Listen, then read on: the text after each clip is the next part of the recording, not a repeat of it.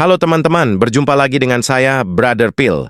Kali ini kembali kita akan mendengarkan sebuah podcast yang membicarakan 15 perbedaan narasi Alkitab dan Al-Quran. Pelajaran ini berdasarkan video dari channel YouTube needgod.net. Selamat menyaksikan.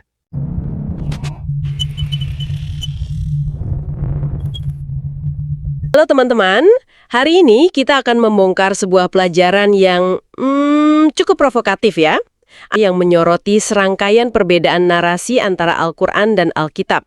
Misi kita kali ini adalah membedah 15 contoh spesifik yang dikemukakan oleh pelajaran tersebut. Betul, dan argumen utamanya ini cukup tajam. Benar. Menurut pelajaran ini, perbedaan-perbedaan itu jadi masalah teologis yang fundamental. Tepat, terutama karena Al-Quran sendiri menyatakan posisinya sebagai pembenar kitab-kitab sebelumnya. Nah, kata pembenar itu ya yang jadi kuncinya. Iya, penting untuk kita pahami fondasi argumen ini dari awal. Jadi, pelajaran kita nggak mempermasalahkan kalau ini dua kitab suci yang berbeda. Titik krusial yang mereka angkat adalah klaim internal Al-Quran sendiri. Oke. Misalnya di surat 3, disebutkan bahwa Al-Quran diturunkan untuk membenarkan apa yang ada sebelumnya.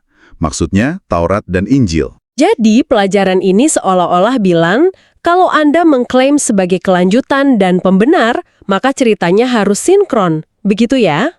Persis. Dan mereka nggak berhenti di situ. Pelajaran ini menyoroti surah 10. Di situ disebutkan kalau Muhammad ragu, ia harus bertanya kepada mereka yang membaca kitab sebelum engkau. Orang Yahudi dan Kristen maksudnya. Benar. Bagi penulis pelajaran ini, ayat itu semacam mekanisme verifikasi silang. Argumennya adalah, kalau kitab-kitab sebelumnya bisa jadi rujukan, berarti isinya pada saat itu harus akurat dan tidak korup. Oke, fondasinya sudah sangat jelas. Mari kita masuk ke intinya. Pelajaran ini mengelompokkan temuannya berdasarkan urutan kronologis dalam Alkitab. Kita mulai dari kisah paling pertama, di Taman Eden. Pertanyaannya sederhana, siapa yang digoda oleh setan? Nah, ini langsung jadi titik perbedaan pertama yang diangkat. Dalam Alkitab, khususnya Kejadian pasal 3, narasinya kan spesifik banget. Ular atau setan itu mendekati dan menggoda Hawa. Hawa, ya, bukan Adam. Bukan. Setelah Hawa makan buah itu, baru dia yang memberikannya kepada Adam. Pelajaran kita menekankan, Adam tidak berinteraksi langsung dengan si penggoda. Oke, jelas. Lalu versi Al-Quran? Sebaliknya, Al-Quran di surah 20 menggambarkan setan yang membisikkan pikiran jahat kepada Adam, langsung ke Adam. Wah, jadi target godaan utamanya beda ya. Di satu sisi Hawa, di sisi lain Adam. Sebuah pergeseran fokus yang signifikan. Oke, dari awal mula kisah manusia, kita lanjut. Contoh berikutnya apa nih? Kisah Bahtera Nuh. Tepat. Kisah Nuh dan banjir besar. Pelajaran kita fokus pada jumlah dan komposisi keluarga yang selamat. Kalau di Alkitab kan 8 orang ya, sangat terkenal itu. Betul. Alkitab di Kejadian 7 sangat eksplisit. 8 orang. Nuh, istrinya, 3 putranya, beserta istri mereka masing-masing. 8 jiwa. Lalu perbedaannya di mana? Nah, pelajaran kita menyoroti narasi di surah 11 Al-Quran. Di situ, salah satu putra Nuh menolak ajakan ayahnya untuk naik ke Bahtera. Dia percaya bisa lari ke gunung, tapi akhirnya ikut tenggelam. Jadi bukan cuma beda angka, tapi ada drama keluarga di situ tentang ketidaktaatan. Tepat sekali. Dari ketidaktaatan seorang putra, kita beralih ke kisah istri Lut saat kehancuran Sodom. Saya ingat perintahnya kan jangan menoleh ke belakang. Tapi pelajaran kita menemukan nuansa yang berbeda. Sangat berbeda. Di Alkitab, Kejadian 19, perintah dari malaikat itu berlaku untuk semua. Lari dan jangan seorang pun menoleh. Dan istri Lut melanggar kan? Yap, dia melanggar perintah universal itu, menoleh dan menjadi tiang garam. Kisah tentang konsekuensi pembangkangan. Oke, lalu di Al-Quran. Nah, pelajaran ini menunjukkan bahwa dalam surah 15, instruksinya berbunyi, pergilah dan jangan ada seorang pun di antara kamu yang menoleh ke belakang, kecuali istrimu. Wow, ada kata kecuali. Ya, pelajaran kita menggarisbawahi kata kecuali itu. Ini mengubah cerita dari tindakan ketidaktaatan menjadi sebuah takdir yang sudah ditentukan. Itu mengubah dinamikanya secara total. Oke, dari para nabi awal, kita pindah ke kisah Yusuf. Pelajaran kita menggabungkan beberapa poin di sini ya. Betul, ada beberapa perbedaan plot yang krusial. Poin keempat adalah tentang bagaimana Yusuf keluar dari sumur. Gimana tuh bedanya? Kalau di Alkitab, Kejadian 37 itu transaksi bisnis. Saudara-saudaranya lihat kafilah pedagang, terus mereka aktif menarik Yusuf dan menjualnya. Dijual langsung oleh keluarganya sendiri. Benar. Sebaliknya, dalam surah 12 Al-Quran, penemuannya itu digambarkan sebagai sebuah kebetulan. Seorang penimba air dari kafilah menurunkan timba dan kaget menemukan anak laki-laki. Jadi di satu sisi penjualan, di sisi lain penemuan yang tidak disengaja. Tepat. Dan perbedaan ini berlanjut ke insiden dengan istri Potifar. Ini poin kelima dan keenam ya. Benar. Ini momen dramatis yang pemicu dan konsekuensinya diceritakan secara berbeda. Menurut Kejadian 39, istri Potifar mencoba merayu Yusuf saat suaminya lagi nggak di rumah. Ketidakhadiran Potifar jadi elemen kunci. Betul, tapi di Al-Quran, surah 12, adegannya jauh beda. Saat mereka berdua lari ke pintu, mereka mendapati sang suami sudah berdiri di sana. Wah, Potifar jadi saksi mata langsung. Tepat. Kehadiran suami di saat itu pasti mengubah segalanya kan? Lalu bagaimana dengan konsekuensinya? Nah, ini mengarah pada hasil yang sangat kontras. Dalam Alkitab, Potifar percaya pada tuduhan istrinya dan langsung menjebloskan Yusuf ke penjara. Hukumannya cepat. Sangat cepat. Namun, dalam Al-Quran, karena Potifar lihat baju Yusuf robek dari belakang, bukti dia melarikan diri, ia langsung sadar itu tipu daya istrinya. Jadi dia nggak dihukum. Dia disuruh melupakan masalah itu, dan istrinya disuruh minta ampun. Pelajaran kita menekankan, tidak ada hukuman penjara sebagai akibat langsung dari insiden itu. Oke, sekarang kita masuk ke bagian yang paling padat dalam pelajaran kita. Kisah Musa. Tampaknya di sini banyak sekali detail yang disorot ya. Ya, beberapa poin. Poin ketujuh adalah tentang bagaimana Musa diselamatkan di Sungai Nil. Waktu masih bayi kan? Betul. Alkitab di Keluaran 2 melukiskannya sebagai tindakan yang hati-hati. Ibunya membuat keranjang dan meletakkannya di antara alang-alang di tepi sungai. Penempatan yang strategis. Iya. Pelajaran kita membandingkannya dengan surah 28 Al-Quran, yang menyatakan Tuhan mengilhami ibunya untuk menghanyutkannya ke sungai. Ada beda antara meletakkan dan menghanyutkan. Detail kecil, tapi implikasinya beda. Oke, lalu bagaimana dengan mujizat pertama Musa? Tangannya yang berubah. Ini perbedaan deskriptif yang sangat mencolok. Poin ke-8.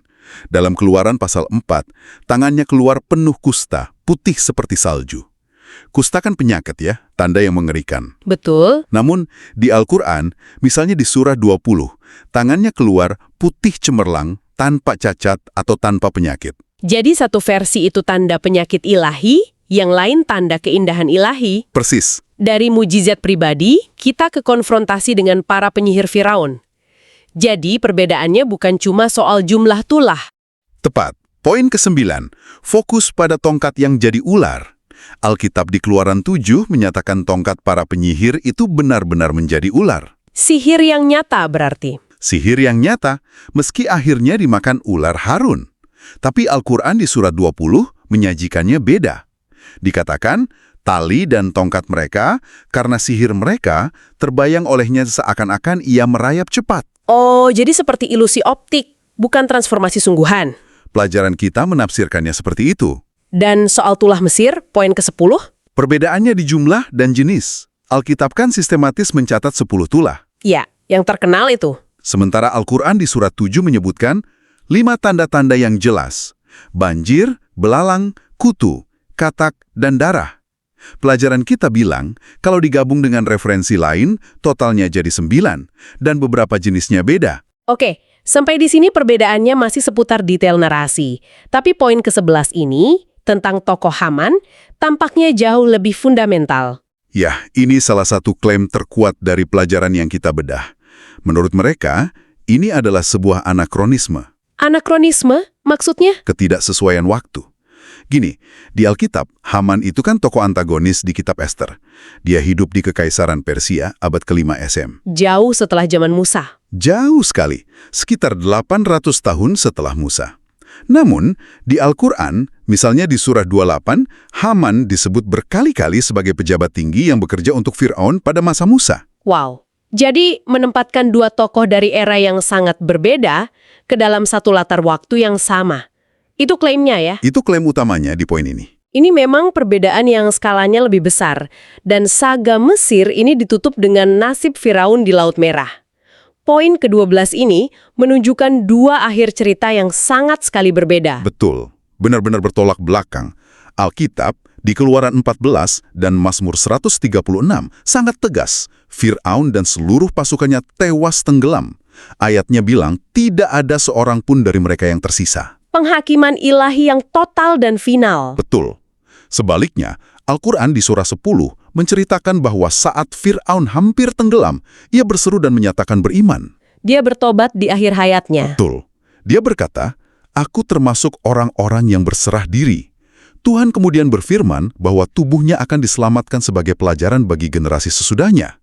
Jadi satu versi itu penghukuman total, versi lainnya pertobatan dan penyelamatan jasadnya. Persis. Setelah kisah Eksodus yang epik, pelajaran kita beralih ke era raja-raja. Poin ke-13, Ratu Sheba dan Raja Salomo. Apa yang berbeda di sini? Yang berbeda adalah motivasi dan dinamika kekuasaan dalam pertemuan itu. Dalam 1 Raja-Raja 10 di Alkitab, Ratu Sheba yang berinisiatif. Dia dengar tentang kebijaksanaan Salomo dan datang secara sukarela untuk mengujinya dengan teka-teki.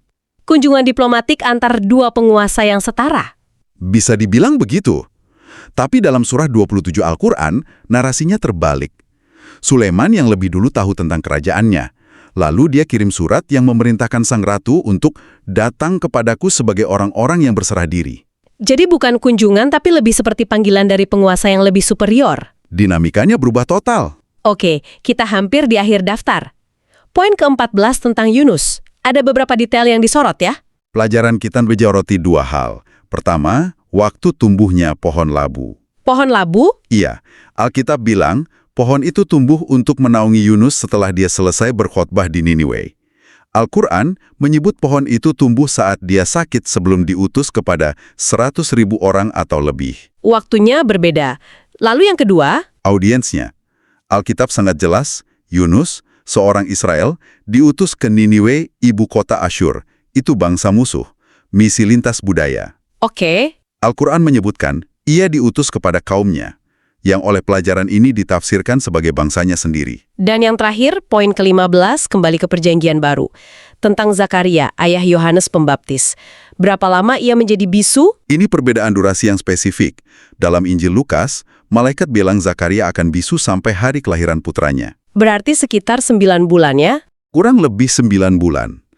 Namun, dalam surah 19 Al-Quran, tandanya adalah dia tidak dapat berbicara dengan manusia selama 3 malam. 3 malam, oke.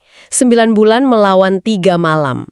Perbedaan yang sangat jelas. Betul. Oke, jadi setelah memaparkan ke-15 titik perbedaan ini, dari hal paling fundamental sampai detail spesifik, apa kesimpulan besar yang ditarik oleh pelajaran yang kita bedah ini? Pelajaran ini merangkai semua inkonsistensi ini menjadi satu argumen utama. Mereka berpendapat bahwa serangkaian perbedaan ini menunjukkan bahwa Al-Quran, menurut mereka, bukanlah firman Tuhan yang sempurna. Logikanya bagaimana? Logika yang mereka gunakan adalah, Tuhan yang Maha Tahu tidak mungkin membuat kesalahan atau menceritakan kembali sebuah peristiwa dengan detail yang berbeda secara signifikan dari versi yang telah Dia wahyukan sebelumnya. Dan mereka juga menawarkan sebuah hipotesis tentang bagaimana perbedaan-perbedaan ini bisa muncul, bukan? Ya, pelajaran ini berspekulasi bahwa karena Muhammad kemungkinan besar buta huruf, ia tidak bisa membaca Taurat dan Injil secara langsung. Oke, jadi teorinya... Hipotesis mereka adalah bahwa ia mendengar kisah-kisah ini dari tradisi lisan yang beredar di kalangan komunitas Yahudi dan Kristen pada waktu itu. Dan dalam proses penceritaan kembali secara lisan itu, detailnya bisa berubah. Menurut pelajaran ini, begitu. Bisa berubah atau tercampur. Dan pelajaran ini tidak berhenti pada kritik tekstual, kan? Mereka membawanya lebih jauh. Betul, ke perbandingan teologis langsung antara figur Muhammad dan Yesus, berdasarkan teks Al-Quran itu sendiri. Oke, dan penting untuk kita sampaikan ini secara netral ya, sebagai laporan atas argumen mereka. Tentu. Pelajaran ini mengutip ayat-ayat Al-Quran yang menurut mereka menunjukkan keterbatasan Muhammad. Seperti menyebutnya hanyalah seorang pemberi peringatan yang tidak melakukan mujizat. Ada lagi? Mereka juga menunjuk ke surah 48 yang mereka tafsirkan sebagai pengakuan dosa. Lalu di sisi lain, tentang Yesus, bagaimana Al-Quran menggambarkannya menurut pelajaran ini? Nah, mereka menyoroti bagaimana Al-Quran justru memuji Yesus, mengakui mujizat-mujizatnya, dan menyebutnya sebagai anak laki-laki yang suci, yang mereka artikan sebagai tanpa dosa. Jadi, dari analisis tekstual, mereka beralih ke argumen teologis yang berujung pada pesan yang sangat spesifik. Betul. Puncak dari pelajaran ini adalah sebuah ajakan. Dengan menggunakan perbandingan tadi, mereka berargumen bahwa hanya Yesus yang digambarkan tanpa dosa bahkan dalam Al-Quran yang bisa menjadi kurban penebus dosa. Sesuatu yang menurut argumen mereka tidak bisa dilakukan nabi lain. Tepat. Oleh karena itu, pelajaran ini ditutup dengan seruan untuk percaya kepada Yesus sebagai satu-satunya jalan keselamatan. Terima kasih untuk dukungannya. Tuhan Yesus memberkati. Mau dukung channel Pil Pahit, silakan scan QR Code ini atau klik link di kolom komentar. Terima kasih.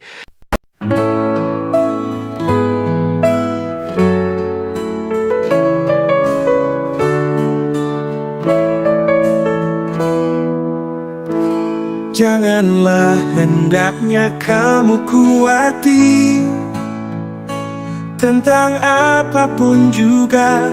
Nyatakan dalam segala hal keinginanmu kepada Tuhan dalam doa dan permohonan dengan ucapan syukur. Segala perkara dapat kita tanggung di dalam Dia yang memberi kita kekuatan. Bersukacita senantiasa dalam Tuhan. Sekali lagi ku katakan, bersukacitalah. Tuhan kita akan memenuhi segala keperluanmu menurut kekayaan dan kemuliaannya dalam Kristus Yesus. Dimuliakanlah Allah dan Bapa kita selama-lamanya. Segala perkara dapat kita tanggung di dalam Dia yang memberi kita kekuatan. Bersukacita senantiasa dalam Tuhan. Sekali lagi ku katakan, bersukacita. Kita akan memenuhi segala keperluanmu menurut kekayaan dan kemuliaannya dalam Kristus Yesus. Dimuliakanlah Allah dan Bapa kita selama-lamanya. Segala perkara dapat kita tanggung di dalam Dia yang memberi kita kekuatan.